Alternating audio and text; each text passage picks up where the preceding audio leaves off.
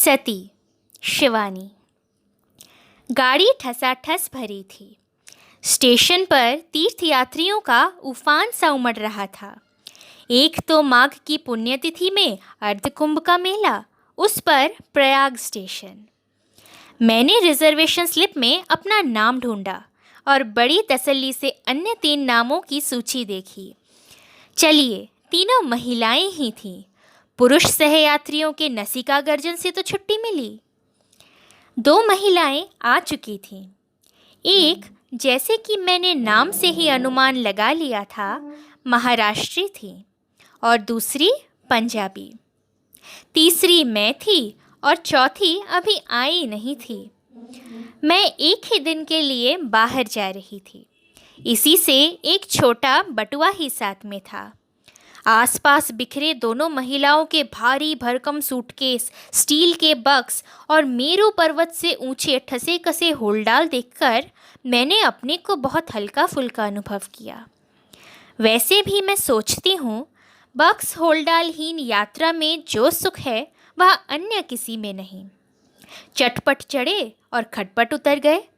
न कुलियों की हथेली पर धरे द्रव्य को अवज्ञापूर्ण दृष्टि से देखकर ये क्या दे रही है साहब कहने का भय, न सहयात्रियों के उपालंब की चिंता। मेरे साथ की महाराष्ट्री महिला ने अपने बृहदाकार स्टील के बक्स एक के ऊपर एक चुनकर पिरामिड से सजा दिए थे। लगता था वे प्रत्येक वस्तु के लिए स्थान और प्रत्येक स्थान के लिए वस्तु की उपादेयता में विश्वास रखती थी।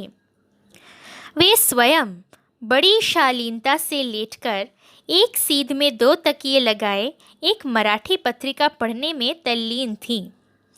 दूसरी पंजाबी महिला के पास एक सूटकेस, टोकरी और बिस्तरा ही था, पर तीनों बेतरतीबी से बिखरे पड़े थे।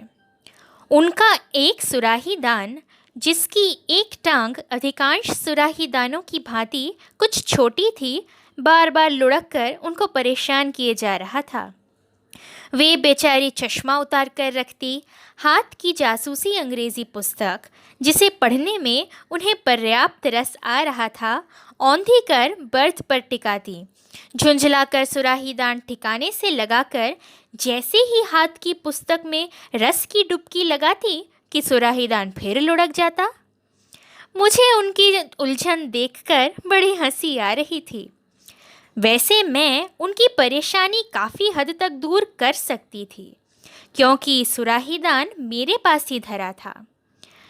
मैं उसकी लंगड़ी टांग को अपनी बर्थ से टिकाकर लुढ़कने से रोक सकती थी, पर सुराही को ऐसी बेतुकी काठ की सवारी में साथ लेकर चलने वालों से मुझे कभी सहानुभूति नहीं रहती। पंजाबी महिला संभवतः किसी मीटिंग में भाग लेने जा रही थी, क्योंकि उनके साथ एक मोटी सी फाइल भी चल रही थी, जिसे खोल वे बीच बीच में हिल हिल कर कुछ आंकड़ों को पहाड़ों की भांति रटने लगती और फिर बंद कर उपन्यास पढ़ने लगती। उनकी सलवार, कमीज, दुपट्टा, यहाँ तक कि रुमाल भी खद्दर का था और शायद इसी के संघर्ष से उनकी लाल नाक का सिरा और भी अबीरी लग रहा था। उनके चेहरे पर रोब था, किंतु लावण्य नहीं। रंग गोरा था, किंतु खाल में हाथ की बुनी खादी का सा खुरदरापन था। ठुड्डी पर एक बड़े से तिल पर 2-3 लंबे बाल लटक रहे थे, जिन्हें वे उंगलियों में लपेटती छल्ले सा घुमा रही थी। या वे प्रौढ़ा कुमारी थी या फिर विधवा, क्योंकि चेहरे पर एक अजीब रीतापन था।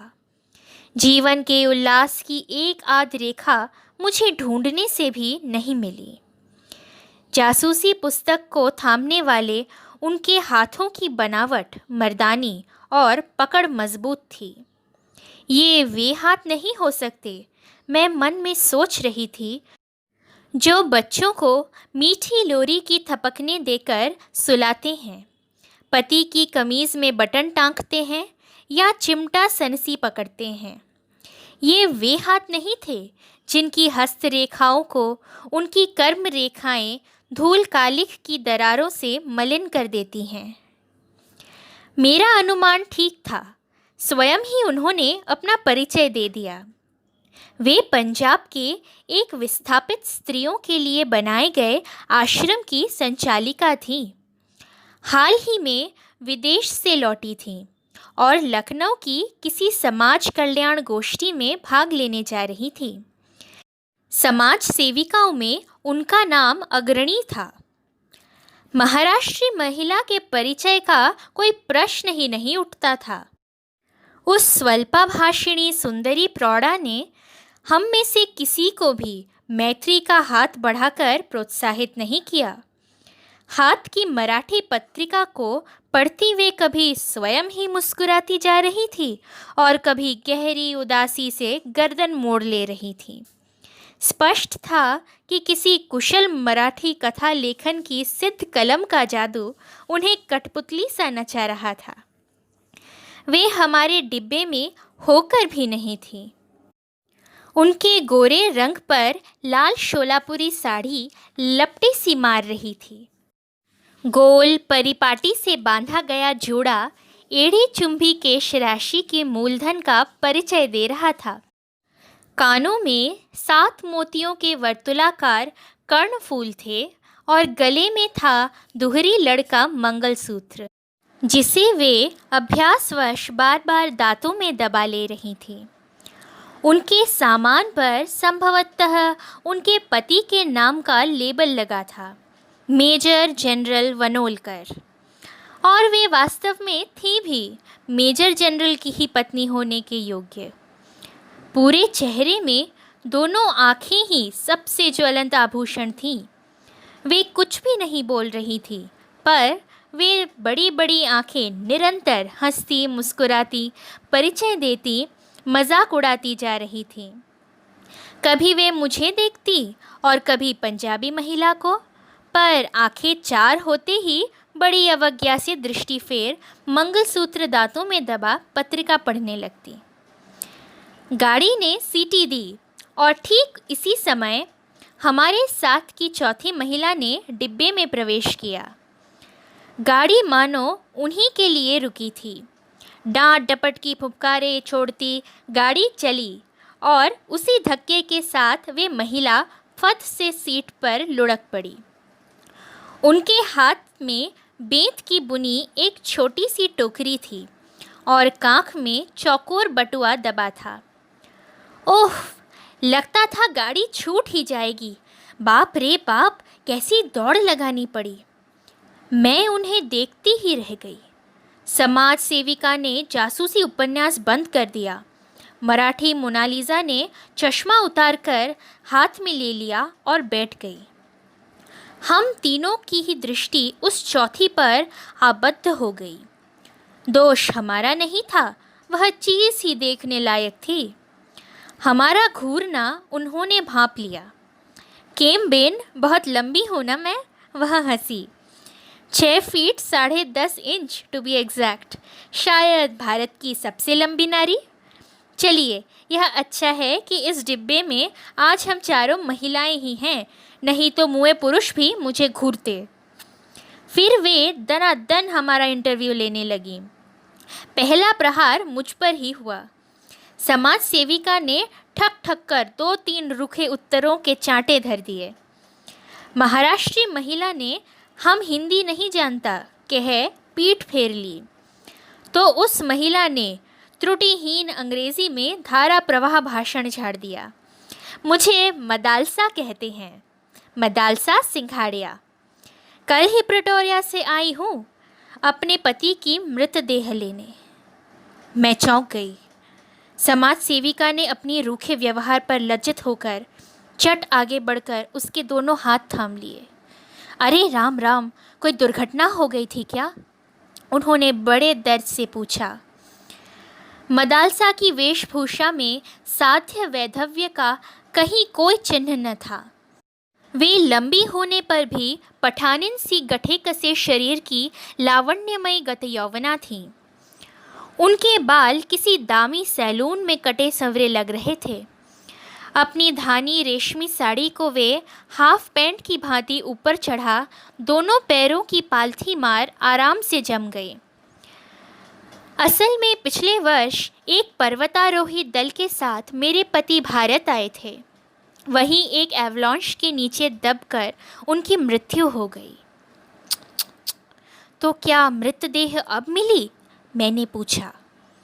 हाँ, भारत सरकार ने मुझे सूचित किया तो मैं भागती आई। बर्फ में दबी देह सुना ज्यों की त्यों मिली है।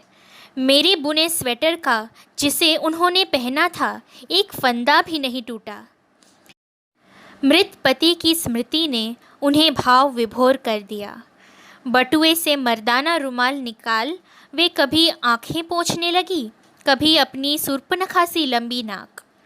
बेचारी करती भी क्या? कोई भी जनाना रुमाल उस नाक का अस्तित्व नहीं संभाल सकता था। अचानक हम तीनों को बेचारी मदालसा का 1 वर्ष पुराना वैधव्य एकदम ताज़ा लगने लगा। तो क्या अब आप अपने हस्बैंड का डेड बॉडी लेकर प्रिटोरिया फ्लाई करेगा? महाराष्ट्री महिला ने पूछा। नहीं बेन, मदालसा सीट पर लेट गई तो लगा एक लंबे खजूर का कटा पेड़ ढह गया। एक लंबी सांस खींचकर उन्होंने कहा, मैं असल में सती होने भारत आई हूँ।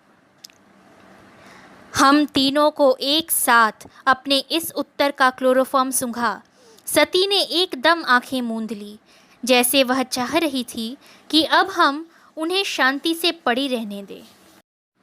ऐसा भी भला किसी ने सुना था इस युग में? सुस्पष्ट उच्चारण से अंग्रेजी बोलने वाली 6 फीट 10.5 इंच की काया कल बर्फ में दबे पति के 1 साल बासी लाश को छाती से लगा जल भुनकर राख हो जाएगी? नहीं, आपको ऐसी मूर्खता करने का कोई अधिकार नहीं है। यह एक अपराध है, क्या आप नहीं जानती? खादीधारी महिला उठकर मदालसा के सिरहाने बैठी। ऐसी गंभीर भाषण की गोलाबारी झाड़ने लगी जैसे चिता सचमुच प्रज्वलित हो चुकी है और सती लपटों में कूदने को तत्पर है।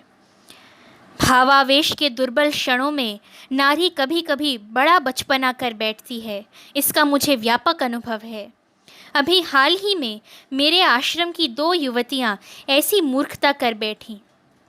मुझे ही देखिए, भारत विभाजन के समय मेरे पति की हत्या कर दी गई, पर क्या मैं सती हो गई? सिली सेंटिमेंट। यदि मैं भी उस दिन आपकी भांति सती हो जाती तो आज यह देह दीन दुखियों के काम आ सकती थी। पहले मॉडल जेल की अध्यक्षा रही और अब गिरी बहनों के आश्रम की देखरेख करती हूँ। ना बेन ना, मदालसा ने करवट बदली। मैं तो सती होने ही भारत आई हूँ। हाय मेरा नील रतन, नीलू डार्लिंग, कह वह फिर मर्दाने रुमाल से मुंह छिपाकर सिसकने लगी। आप चाहे तो मैं आपके साथ चल सकती हूँ। आपके पति के अंतिम संस्कार में सहायता कर आपको अपने आश्रम में ले चलूँगी। समाज सेविका ने अपने उदार प्रस्ताव का चुग्गा डालकर मदालसा को रिंझाने की चेष्टा की। मदालसा बड़ी उदासी से हंसी। धन्यवाद बेन, पर ब्रह्मा भी अब मुझे अपने निश्चय से नहीं डिगा सकते। यह रोग हमारे खानदान में चला आया है। मेरी परनानी तो राजा राम मोहन राय और सर विलियम बेंटिंग को भी किस्सा देकर सती हो गई थी। और नानी जी के लिए तो लोग कहते हैं कि नाना जी की मृतदेह गोद में लेकर चिता में बैठते ही स्वयं चिता धू धू कर जल उठी थी। फिर मेरी माँ और अब मैं। खैर हटाइए भी, पता नहीं किस धुन में आकर आप लोगों से कह गई, I should not have told you. चलिए हाथ मुंह धोकर खाना खा लिया जाए। क्यों, क्या ख्याल है? उन्होंने अपनी कदली स्तंभ सी जंघाओं पर दोनों हाथों से त्रिताल का टुकड़ा सा बजाया। हम तीनों को एक बार फिर आश्चर्य उदधि में गोते लगाने को छोड़ वे टोकरी से एक स्वच्छ तौलिया साबुन निकालकर गुसलखाने में घुस गई। उनके जाते ही हम तीनों परम मैत्री की एक डोर में गुंथ गए। अजीब औरत है, क्या आप सोचती हैं कि ये सचमुच सती होने जा रही है? मैंने मराठी महिला से पूछा। देखिए, मरने वाला कभी ढिंढोरा पीट कर नहीं मरता, वह हंसने लगी। हमको तो इसका यह स्क्रू ढीला लगता है। उन्होंने अपने माथे की ओर उंगली घुमाई। इस जमाने में ऐसे सती फती कोई नहीं होती। क्षमा कीजिएगा। खादीधारी महिला बड़ी गंभीरता से बोली। मुझे औरतों का अनुभव आप दोनों से अधिक है। मैं ऐसे भावुक प्रकृति की भोली औरतों को चेहरा देखते ही पहचान लेती हूँ। आंखें नहीं देखी आपने? कितनी निष्पाप, पवित्र और उदार हैं। मुझे पक्का विश्वास है कि पति की मृतदेह देखते ही यह वही मूर्खता कर बैठेगी जिसका यह खुलेआम ऐलान कर रही है। लगता है मुझे अपना प्रोग्राम कैंसिल कर इसके साथ जा पुलिस को खबर देनी होगी, तभी इसे बचाया जा सकता है। इतने में ही मदालसा हाथ मुंह धोकर ताज़ा चेहरा लिए आ गई। मेलगाड़ी वन ग्राम नदी नाले पुल कूदती फांदती सर्राटे से भागी जा रही थी। मदालसा ने अपनी टोकरी खोलकर नाश्ता दान निकाल लिया। जैसे खरबूजे को देखकर खरबूजा रंग बदलता है, ऐसे ही एक यात्री को खाते देख दूसरे सहयात्री को भी भूख लगाती है। क्षण भर में सती प्रथा पर चल रही बहस कपूर की धुएं की भांति उड़ गई और चटाचट नाश्तेदान खुलने लगे। आइए ना, एक साथ बैठकर खाया जाए, मदालसा ने कहा और बड़े यत्न से स्वच्छ नैपकिन बिछा छोटे छोटे स्टील के कटोरदान सजाने लगी। धन्यवाद, मैंने कहा, पर हमारे साथ भी तो खाना है, इसे कौन खाएगा? वाह जी वाह, इसे हम खाएंगी। ईश्वर ने यह 6 फुट 10.5 इंच का दुर्ग आखिर बनाया किस लिए है? उनकी भुवन मोहिनी हंसी ने हमें पराजित कर दिया। वैसे भी हम तीनों ने एक दूसरे को काक दृष्टि से सती के घृत पकवानों को आंखों ही आंखों में घूरते चखते पकड़ भी लिया था। सुनहरी मोयनदान कचौड़ियाँ थी, मसालों की गहरी परत में डूबी सब्जियां थी, रायता था, चटनी थी और थे ठास ठास कर बांधे गए मेवा जड़े बूंदी के लड्डू। यह तो सफ़र का खाना नहीं, अच्छा खासा विवाह भोज है। समाज सेविका की आंखों से लाड टपक रही थी।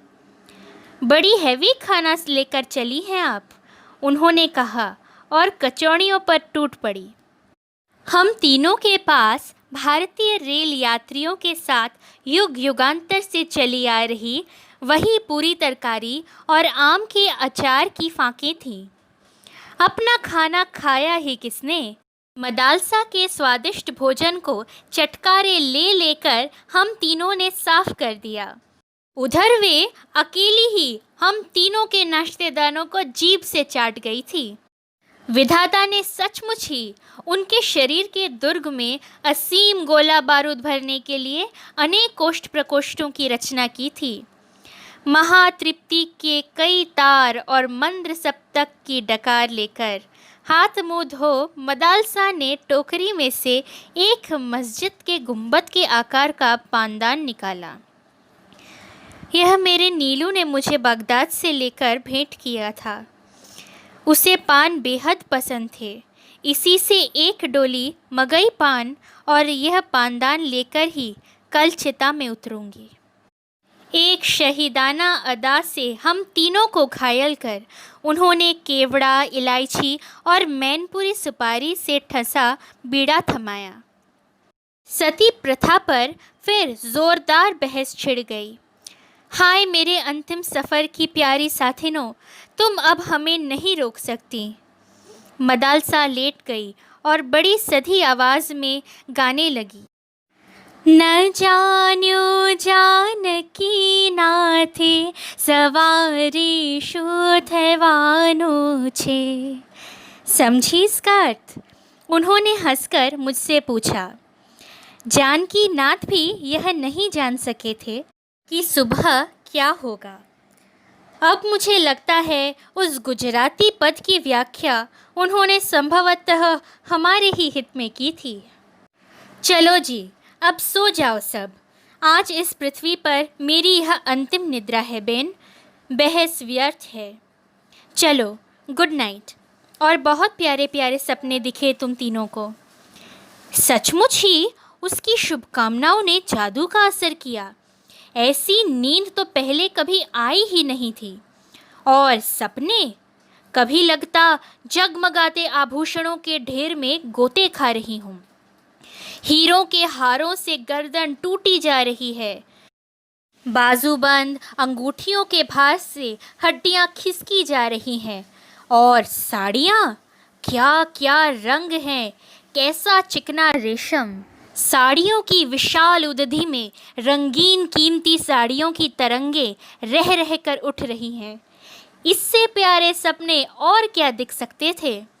पर सपनों का अंत भी समुद्र के ज्वार भाटे की ही भांति हुआ। वास्तविकता की अंतिम तरंग ने पटाख से हम तीनों को धोबी पछाड़ दी। आंखें खोली तो सती गायब थी।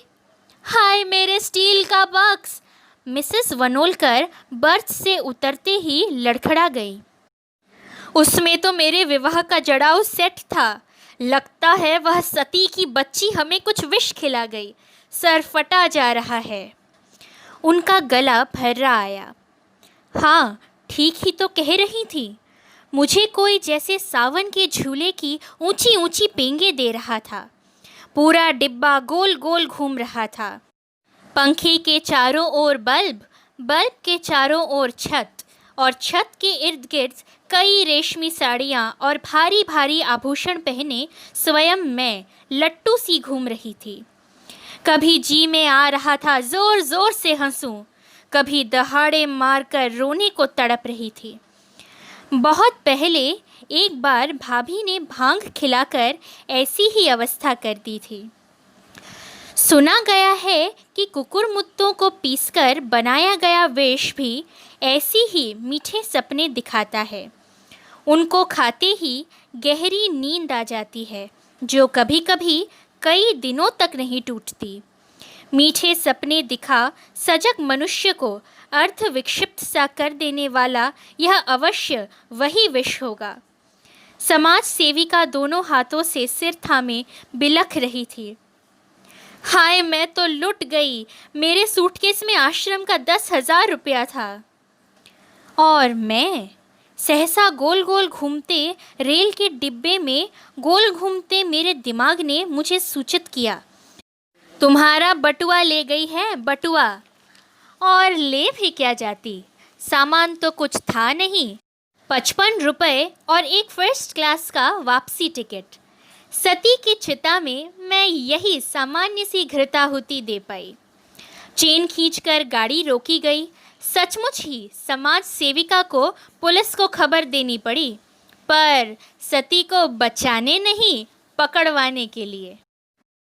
वह मिल जाती तो शायद हम तीनों स्वयं उसकी चिता चुनकर उसे झोंक देती, पर कहना व्यर्थ है। आज तक पुलिस उस सती मैया के फूल नहीं चुन पाई। इति। धन्यवाद।